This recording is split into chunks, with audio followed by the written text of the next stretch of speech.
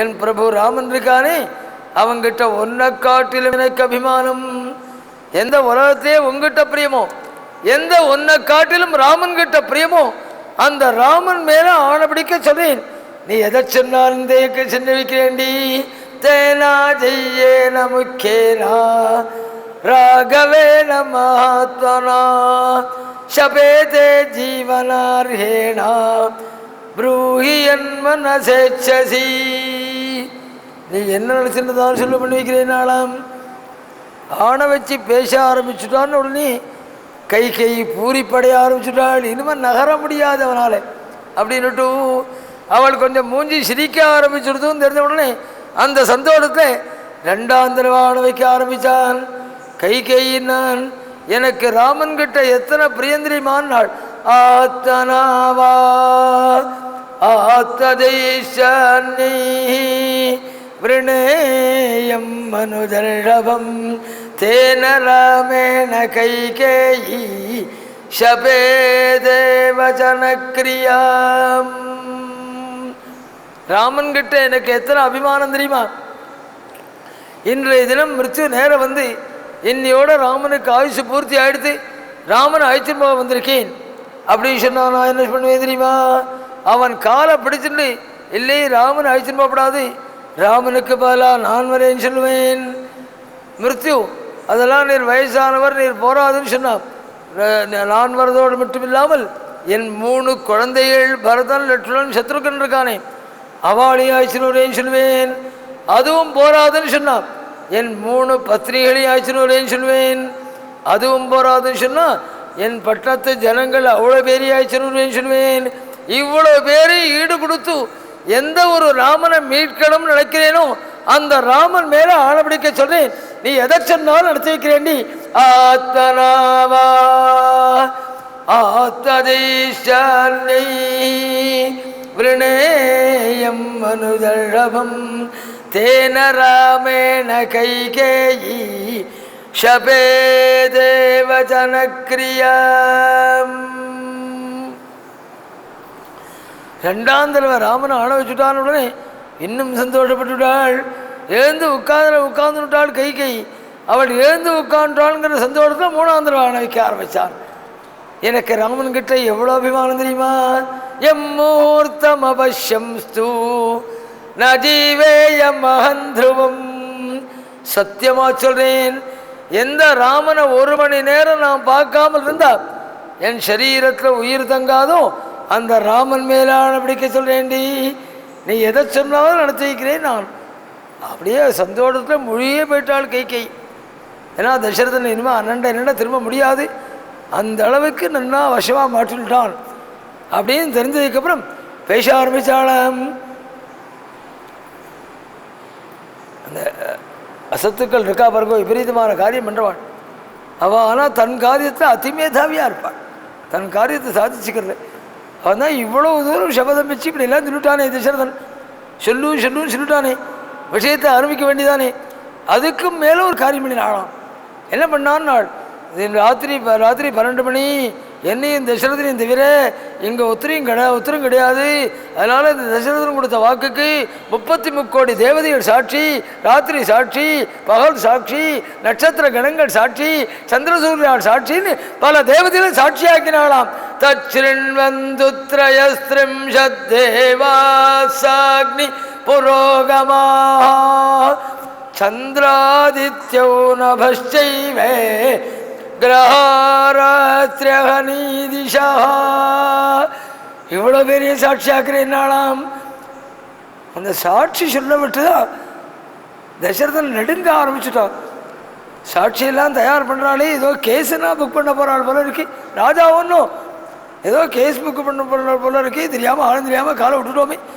அதுக்கப்புறம் வருத்தப்பட்டு என்ன பிரயோஜனம், என்ன விஷயம் முன்னாடி சொல்லுன்னு நாள். முதல் வரன்னா தேவாதுர யுத்தம் வரன் அதெல்லாம் நடுவுப்படுத்தி அந்த 2 வரனையும் பிறகு கொடுக்கணும் நாள்.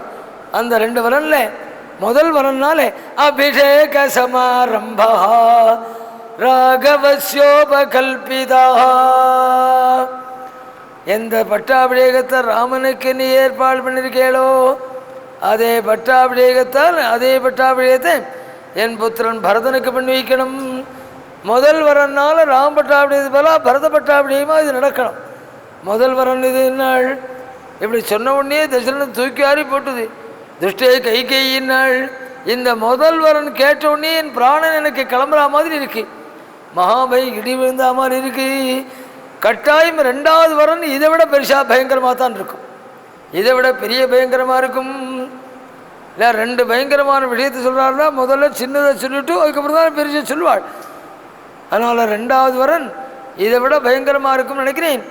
ரெண்டாவது வரன் என்ன சொல்லுன்னாள், அதுக்கு அவள் பதில் சொன்னாள், தத்த பிரீதேன சேதசா. வரன் கொடுக்கிற போது சந்தோஷமாக தான் நீங்களும் கொடுத்தீர், கொடுக்கிற போது சந்தோஷமாக கொடுத்துட்டு வரனை கேட்குற போது புலம்புறீங்களும் சந்தோஷமாக தானே கொடுத்தீர் வரன், அப்படி சந்தோஷமாக தான் கொடுக்கணும். நான் கேட்குற வரனே நாள். ரெண்டாவது வரன் நடையினாள் நவபஞ்ச வருஷாணி தண்டகாரண்ய. பேசுறதுன்னா அப்படின்னா பேசணும், அசத்துக்கள் அப்படி பேசுவாள். தன் காரியத்தை சாதிச்சுக்களுடைய லட்சணம் எப்படி ஆரம்பிச்சால் தெரியுமோ, நவபஞ்ச வருஷாணி தண்டகாரண்யமாஷிதா க்ஷீராஜின ஜட்டாதாரி ராமோ பவது தாபசா. ஒரு 9 ஒரு 5 நாள் கூட்டினா தானே 14 ஆறுது. 14 வருட காலம் தண்டகையில் போயிருக்கணும். தண்டகையில் எப்படி இருக்கணும் தெரியுமா, மர உரி ஜட தரிச்சுட்டு ரிஷியுடைய வேஷத்தை போட்டுட்டு ரிஷியுடைய ஆகாரத்தை பண்ணிட்டு அது மாதிரி இருக்கணும். யாருக்குன்னு சொல்லாமலே சொல்லின்னு வந்தாள். அந்த ஸ்லோகத்தை கவனிச்சா தெரியும். யாருக்குன்னு சொல்லாமலே நியமங்கள் விதிகள் காலங்கள் எவ்வளோ நாள் எவ்வளோ வருஷம் எல்லாம் சொல்லிட்டு வந்தாள். தசரதன் என்ன நினைச்சான் தெரியுமோ, தன்னை சொல்ல போகிறாள் போல இருக்குன்னு நினச்சினான். கடைசியில் முடிக்கிற போது ராமோ பவது தாபசா, இந்த நியமங்கள்லாம் ராமனுக்குன்னு கொண்டு வந்து முடிச்சாலாம். ஏன் தெரியுமோ, எடுத்த உடனே ராமன் தண்டகைக்கு போகணும்னு ஆரம்பித்தா தசரதுடைய ஹார்ட்டே நின்று போயிடும், பிராணன் போயிடும். அதனால் வர்ணம் முழுக்க சொல்லிட்டு கடைசியில் ராமன் பாசம்னா அவனை யாராவது கேட்க முடியுமான்னு அப்படி பண்ணியிருந்தா அந்த சரித்திரம் என்னைக்கோ தூக்கி போட்டு போயிருப்பாள். சத்தியவாதி ததௌச்சானார் வேதாந்த தேசிகன். தசரதனுக்கு நன்னா தெரியும், ஒரு பொய் சொல்லிட்டா போகிறோம் இப்போ நம்ம உயிரை காப்பாற்றிக்க முடியும்ட்டு. என்ன பொய் சொல்லணும், வரனே கொடுக்கலை அப்படின்னு ஒரு பொய் சொல்லியிருந்தா போகிறோம் தசரதன். இல்லை வரன் கொடுத்தது எழுதியாக கொடுத்துருக்கான், எழுதி கொடுத்த எல்லாமே கோர்ட்டில் ஏறி இல்லைங்கிறான். யார் பெரிய பதவியில் இருந்தாலும் எல்லாமே கோர்ட்டில் ஏறி என்னோட கையெழுத்து இல்லை அப்படின்னு சுப்ரீம் கோர்ட்டு சொல்லி சுப்ரீம் கோர்ட்டே இதை கண்டிச்சிருக்கு. ரெக்கார்டில் பல பேருக்கு தெரியும். பெரிய பதவியில் இருந்தாலும் கூட தான் போட்ட கையெழுத்தி தானே இல்லைன்னு கோர்ட்டில் ஏறி சொல்லியிருக்கான். தான் எழுதி கொடுத்தது தானே இல்லை சொல்லப்படுற போதும் எழுதியாக கொடுத்துருக்கான் அந்த தசரதன். வாக்கால் சொன்னதானே நான் வரனே கொடுக்கலையே இவளுக்கு அப்படின்னு ஒரு பொய் சொல்லியிருந்தால் போரும் ராமன் காட்டுக்கு போக வேண்டிய தேவை இருந்திருக்காது. ராமன் காட்டுக்கு போகலன்னா தசரதனுடைய பிராணன் பிரிஞ்சிருக்காது. இது தசரதனுக்கு நன்னா தெரியுமா, ஒரு பொய் சொன்னால் போரும் தன் உயிரை காப்பாற்றிக்க முடியும்னு. ஆனாலும் உயிரை காப்பாற்றிக்கிறதுக்காக கூட பொய் சொல்ல பயந்தான் அவன். அதனால தான் அவன் சரித்திரத்தை இன்றைக்கே கண்ணியமாக கேட்டுருக்கோம், பாராயணம் பண்ணிட்டுருக்கோம், அந்த கிரந்தத்தை பூஜையில் வச்சு பூஜை பண்ணிட்டுருக்கோம். உயிரை காப்பாற்றிக்கிறத விட பொய் சொல்ல பயந்தான் அவன். அசம்பிரதாய வால்மீகி சொல்கிறாள், அந்த சத்தியமாகிற எல்லையை தாண்டறதுக்கு முடியாமல் திணறினானாம் தசரதன். எதை போல தெரியுமான்னாள், மண்டலே பன்னகோ ருத்தா மந்திரைரிவ மகாவிஷா. விஷங்களில் திருஷ்டி விஷம் சுவாச விஷம் இப்படிலாம் சர்ப்பங்கள் உண்டு. சில பாம்புகள் கண்ணால் பார்த்தாலே விஷம் பாஸ் ஆகிடும். சில பாம்புடைய மூச்சு காற்று, இன்றைக்கும் அந்த மாதிரி பாம்புகள் இருக்குங்கிறாள் விஞ்ஞானிகள். மூச்சு காற்று மேலே பாட்டாலே விஷம் பாஸ் ஆகிடும். அந்த மாதிரி உள்ள பாம்புகளை ஒரு மந்திரவாதி மந்திரத்தை சொல்லி ஒரு சாப்பியத்தால் ஒரு கோடு குவிச்சுட்டான்னா அந்த ரவுண்டு இருக்கு, அதை தாண்டி வெளியில் வர முடியாமல் பழத்தை அடிச்சுன்னு மன்னாடின்னு இருக்கும் அந்த சர்ப்பம். எப்படி மந்திரத்தால் கட்டுப்பட்ட சர்ப்பம் அதை தாண்ட முடியாமல் திணறுமோ அது மாதிரி சத்தியமாயிர எல்லையை தாண்ட முடியாமல் திணறினாராம் தசரதன். மண்டலே பன்னகோ ருத்தா மந்திரைரிவ மகாவிஷா. 1 மணி நேரம் பிரஜை இல்லாமல் கீழே வந்து பிறண்டானாம். மயக்கங்கள்லாம் தெளிஞ்சு கண்ணை திறந்துனான். கைகேயை பார்த்தான். கைகேயை பார்த்து கெஞ்ச ஆரம்பித்தான். கைகையினாள் என் ராமனை காட்டு போ சொல்லாத அடி. ஏன் தெரியுமா? என் ராமனுடைய உயர்ந்த குணங்களை லோகம் முழுக்க பாராட்டின்னு இருக்கு. எல்லாரும் பாராட்டுற குழந்தைய காட்டுக்கு போச்சுன்னா எல்லாரும் என்ன மண்ணவாரி எரிஞ்சு வைவாள். நீ ஒரு காரியம் பண்ணி ராமனை காட்டு போகணும்னு சொல்றியோன்னு நீ ஒரே ஒரு காரியம் பண்ணினா நான் காரியத்தை காட்டுக்கு அனுப்பிச்சுடுறேன். அதை வச்சு என்னென்னால் அபராதம் கமுத்திஷே தக்ஷாமீஷ்டமஹம் சுதம். என் ராமன் கிட்ட நீ ஏதாவது ஒரு குறை சொல்லு. நேற்றுக்கு அரண்மனைக்கு வந்தான், என் வேலைக்கார ஸ்திரீயை ஒரு தடவை ஏறனக்க பார்த்தான் அப்படின்னு ஒரு குறை சொல்லு. அல்லது இங்கே இருக்கிற வெள்ளி கூஜாவை தூக்கின்னு போயிட்டான்னு சொல்லு. ஏதாவது ஒரு குறை சொல்லு, நான் அதை ஜனங்கள்கிட்ட சொல்லி காட்டுக்கு அனுப்பிச்சுடுறேன். ராமனை ஏன் காட்டுக்கு அனுப்பிச்சேன்னு கேட்டால் யாரும் சொல்ல வேண்டாமா? ஏதாவது ஒரு குறை சொல்லுடி, அதை சொல்லியாவது நான் ராமனை காட்டுக்கு அனுப்புவேன். கைகை சொன்னாள், எல்லாரையும் சொல்ல முடியலை, ஆனாலும் காட்டுக்கு அனுப்பணும் சொன்னாள். இதெல்லாம் சரியான சர்டிஃபிகேட்டு. இப்படி கிடைக்கிறதா உயர்ந்த சர்டிஃபிகேட். என்னாலே ராமன் கிட்ட குறை சொல்ல முடியலை, ஆனாலும் காட்டுக்கு அனுப்பணும். அபராதம் கமுத்திஷே தெக்ஷி, இது மாதிரினா கிடைக்கணும் பாராட்டு. தெக்ஷாமீஷ்டமஹம் சுதம். தசரதன் சொன்னான், கௌசல்யாம்பா சுமித்ராம்பா தியஜேயமபிவாஸ்ரியம். உனக்கு கௌசல்யிட்ட ரொம்ப நாளா துவேஷம், எனக்கு அது நன்னா தெரியும். அதனால கௌசல்யை உதறணும் சொல்லு. இப்பவே தண்டகையில் கொண்டு விட்டுட்டு வந்துடுறேன். கௌசல்யாம்பா சுமித்ராம்பா, அல்லது சுமித்ரையை உதறணும் சொல்லு. இப்பவே கொண்டு இது சமுத்திரத்தை விட்டுட்டு வந்துடுறேன். சுமித்ரையை உதறணும் சொல்லு, உதறிடுறேன். அல்லது தியஜேயமபிவாஸ்ரியம். நீ என்ன கேட்கிறாய்? பரதனுக்கு யுவராஜ்ய பட்டாபிஷேகம். நீ கேட்கறது பரதனுக்கு யுவராஜ்ய பட்டாபிஷேகம் தான். யுவராஜ்ய பட்டாபிஷேகம்னு வந்தால் தசரதனுக்கு அதில் சம்பந்தம் உண்டு. யுவராஜ்யம்ங்கிறது வைஸ் பிரசிடென்ட்டுங்கிற மாதிரி. சாம்ராஜ்யம் சொன்னால் தான் ஏக சக்கராதிபதி. நீ யுவராஜ்ய பட்டாபிஷேகம்னா தசரதனுக்கும் அதிகாரம் உண்டு, பரதனுக்கும் அதிகாரம் உண்டு. நீ யுவராஜ்யம் தானே கேட்கிறாய், நான் அவனுக்கு சாம்ராஜ்ய பட்டாபிஷேகமே பண்ணி வச்சுருந்தேன் நீ நாள். அதுக்கு கைகேயி கேட்டாள், நீர் உயிரோடு இருக்கிற வரை என் பிள்ளைக்கு என்ன வாங்கணும், சாம்ராஜ்யம் கிடைக்கும் நாள். அவன் சொன்னான், நான் உயிரோடு இருக்கிறது தடங்களா இருந்தனா நாக்கு அப்படிங்கிற பிராணனை விட்டுறேண்டி. பிராணானபிபரித்யஜேதி கௌசல்யாம்பா சுமித்ராம்பா தஜேயமபிவாஸ்ரியம் அபிவாஜீவிதம் தஹ்யாம். உயிரை விட்டாலும் விட்டுறேண்டி, ராமனை போக சொல்லாதடி. எவ்வளோ கெஞ்சினான் கௌசல்யின் கைகையின். நான் என் ராமனை பார்த்து என்னமா நான் காட்டுக்கு போன்னு சொல்லுவேன். ஏந்திரியம் அபரா பவதி மே பிரீதி திருஷ்ட்வா தனயமக்ரஜம் அபஷ்யதஸ்து மே ராமம் நஷ்டா பவதி சேதனா. தசரதன் ராஜாங்கத்தை நிர்வாகம் பண்ணுற போது சில நாளைக்கு மேலே மேலே மேலே கவலை வந்து அப்படியே குழம்பி பைத்தியம் பிடிச்சு போயிடும் போல ஆயிடுமாம் தசரதனுக்கு. அப்போ என்ன பண்ணுவாள், சுமந்திரனை கூப்பிட்டு போய் ராமனை கூப்பிட்டுன்னு வா. சுமந்திரன் கேட்பன், ராமன் இதுக்கு பரிகாரம் சொல்லுவான்னு. அதெல்லாம் இல்லை, ராமன் பரிகாரம் கேட்க போகிறதுலேயே கூப்பிட்டு ராம்பானாம். சரின்னு போய் ராமனை கூப்பிட்டுன்னு வரன். ராஜாங்கத்தில் 5 கோட்டை வாசப்படிகள் நேரடியாக இருக்கும். அந்த 5 கோட்டை வாசப்படி தாண்டி தான் உள்ளே வரணும். அப்படி அமைச்சிருப்பாள் ராஜாங்கங்களை. ஏன் தெரியுமோ, அந்த 5 கோட்டை வாசப்படி வரத்துக்கு கிட்டத்தட்ட 20 நிமிஷமாவது ஆகும். அந்த 20 நிமிஷம் அவளை பார்க்குற போதே அவன் நல்லவனா கெட்டவனா எப்படின்னு தீர்மானம் பண்ணுவான் ராஜாக்கள். அதுக்காகவே ஒரு 20 நிமிடம் தனக்கு நேரம் வரா மாதிரி அப்படி கோட்டை வாசப்படி அமைக்கிற வழக்கம். ராமன் 5வது கோட்டை வாசப்படியில் அவன் முகம் தெரிஞ்ச உடனே தசரதனுடைய கவலை குழப்பங்கள்லாம் மறந்தே போயிடுமாம். பிரபு ராமன் கிட்டக்க வருவன் வந்து, அப்பா நமஸ்காரம் பண்ணிட்டு, அப்பா கூப்பிட்டு சொன்னாமே என்ன விஷயம்பாள். தசரதன் சொல்லுவனாலும் அது ஏன் கேட்குறேன் அந்த ராமா, அரண்மனையில் ஏதோ விஷயம் புத்தியே குழம்பி போய் பைத்து பிடிக்கிற நிலைக்கு வந்துடுது எனக்கு. உன் முகத்தை பார்த்தா கவலை இல்லை, அதில் சந்தேகம். ராமனுடைய முகத்தை பார்த்துட்டா சகல கவலையும் போயிடும் இல்லையா? அதை அனுபவிக்க தெரியணும். அந்த சன்னதிக்கு வந்துட்டோம். கொஞ்சம் பாதம் போஜம் ஸ்ருஷதி பஜதே ரங்கநாதஸ்ய ஜங்காம் ஊருத்வந்தே வலகதிஷனை ஊர்தம் அப்பே. உன்னை விட்டுட்டு எப்படி போக முடியும்? நான் பராசரப்பட்டேன்.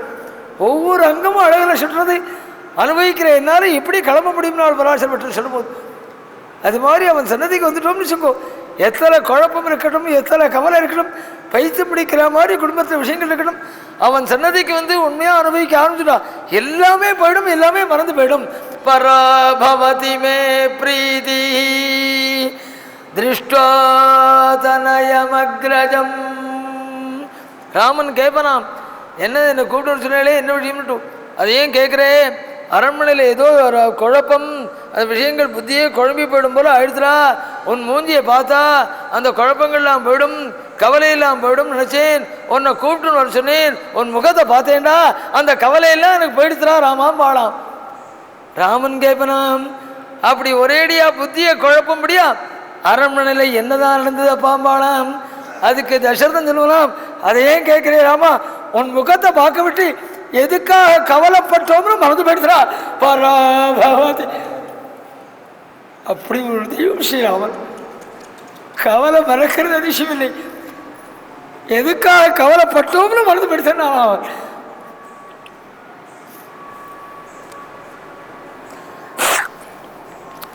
பராபவதி மே, எதெல்லாம் எழுந்துட்டு உட்காந்துருக்கு வந்துருப்போம். பராபவதி மே, அது பராப்ரீத்தின்னு பேர். எப்படி நேருமா அப்படின்னு சந்தேகம் வருது இல்லையா? ஒரு திருஷ்டாந்தம் சொன்னேன். சமீபத்தில் நமக்கு ஒன்றும் பெரிய பக்தி இல்லை, பெரிய பாகவதத்துவம் இல்லை, நாம் ஒன்றும் பெரிய சத்கைரியம் பண்ணுறதில்லை. ஆனாலும் நமக்கே அந்த அனுபவம் ஏற்பட்டிருக்கு. மகாசுவாமிகள் இருக்கிற காலத்தில் காஞ்சிபுரம் போவோம், காரில் போகும்போது அவட்டை இன்னும் சொல்லணும், அது சொல்லணும், இதை பற்றி பேசணும், இன்னும் சொல்லணும், இன்னும் குறை சொல்லணும்னு எடுத்துன்னு போவோம். அவள் சன்னதியில் போய் நின்ன உடனே எல்லாமே மறந்து போயிடும். கண்ணால் தரதாரி அழுதுட்டு என்னோட வந்துடும், வர விட்டு என்னோட வர ஆரம்பிச்சிடும்.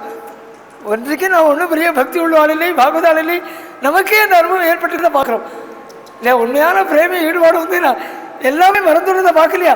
நமக்கு அப்படி இருந்திருக்கிற போதும் தசரதனுக்கு ராமனுக்கும் அப்படி இருந்துன்னு சொல்றது ஒரு அதிசயமான ஒரு விஷயமானு. பராபவதி மே, எதுக்காக கவலைப்பட்டோம்னு மறந்து போயிடுறா ராமா.